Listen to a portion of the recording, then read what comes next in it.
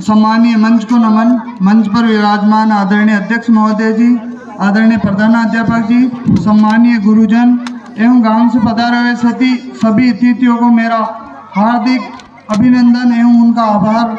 विद्यालय परिवार में यहाँ पधार कर विद्यालय के कार्यक्रम की शोभा बढ़ाने के लिए आपका एक बार तहे दिल से हार्दिक अभिनंदन। मेरा नाम पिंटू सिंह है, मेरे पिताजी का नाम प्रेम सिंह पोस्टमैन है। मैं आपके नज़दीक नया गांव के पास अखाउतों का बाड़िया का रहने वाला निवासी हूँ। अभी हाल ही में मैं इसी वैकेंसी में 30 सितंबर 2023 को मेरी यहाँ ज्वाइनिंग है और मैं आपके नज़दीक ही हूँ और पूरी मेहनत और लगन के साथ यहाँ कार्य कर रहा हूँ। मेरी तरफ से किसी प्रकार की यहाँ कोई लापरवाही बरती नहीं जा रही है। अब मैं आपके समक्ष मेरे कुछ निजी विचार प्रस्तुत करना चाहता हूं, कृपया उन्हें सुनिए और उसमें कोई त्रुटि हो तो मुझे अवगत कराएं ताकि मैं अगली बार उसमें सुधार कर सकूं। आप सभी परिजनों और माता पिता से मेरा विनम्र निवेदन है कि आप अपने बच्चों के प्रति पूर्ण रूप से एक्टिव रहे। ये युग अब पहले जैसे ढीले ढाले रहने का नहीं है। इस युग में अगर इस समय सबसे महंगी और तेज चलने वाली चीज़ है तो वो शिक्षा है, क्योंकि education is the most powerful weapon in the world to change you world in the world. मतलब इस दुनिया में शिक्षा सबसे शक्तिशाली हथियार है जिससे आप इस दुनिया में परिवर्तन ला सकते हैं और क्रांति ला सकते हैं। इसलिए सबसे पहले और सबसे मोटे स्तर पर मैं आपको यही कहना चाहता हूँ कि अपनी बच्चों के शिक्षा के प्रति आप पूर्ण रूप से सजग और जागरूक रहें। उनको शिक्षा से संबंधी जो भी आवश्यकताएं हैं उनकी पूर्ति करें और आपका बच्चा जहाँ तक पढ़ना चाहता है कृपया उसको पढ़ाए, चाहे आपको कर्ज लेना पड़ जाए या आपकी ज़मीन बिक जाए, लेकिन मेरी ये बात आप स्वीकार करिएगा कि उसे ज़रूर पढ़ाइएगा जहाँ तक वो पढ़ना चाहता है। दूसरा कि स्कूल से जाने के बाद अपने बच्चों को घर आने के बाद पढ़ने के लिए प्रेरित करें। उनको बोले भाई कम से कम 4-5 घंटा बैठकर अच्छे से पढ़ो।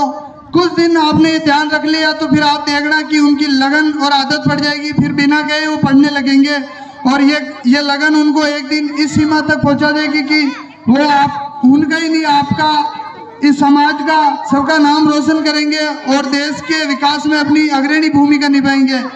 और तीसरा यह है कि आपके घर पर चाहे कोई भी कार्य हो, चाहे खेती से संबंधी हो, चाहे अन्य कोई भी कार्य हो, आप इस कार्य के लिए अपने बच्चों को घर पर ना रोकें। आप अपने स्तर पर कैसे भी मैनेज करें, लेकिन उनको रोज विद्यालय भेजें, क्योंकि आपको पता है कि एक दिन भी अगर आपका बच्चा आपकी वजह से घर पर रुक रहा है तो क्या पता आज जो चीज़ विद्यालय में पढ़ाई गई है वो क्या पता कल उसको वापस मिले या नहीं मिले तो उससे वंचित रह जाएगा। इसलिए अपने काम के कारण अपने बच्चों को घर पर ना रोकें। और चौथा ये है और ये विशेष आपसे निवेदन है कि अपने बच्चों की संगति का विशेष ध्यान रखें कि आपका बच्चा या बच्ची किसके साथ उठता है, किसके साथ बैठता है, कहाँ जा रहा है, कहाँ आ रहा है, या कैसा बर्ताव कर रहा है, कैसी बातें कर रहा है, क्या वो उचित है या नहीं, इसकी आप परख जरूर करें।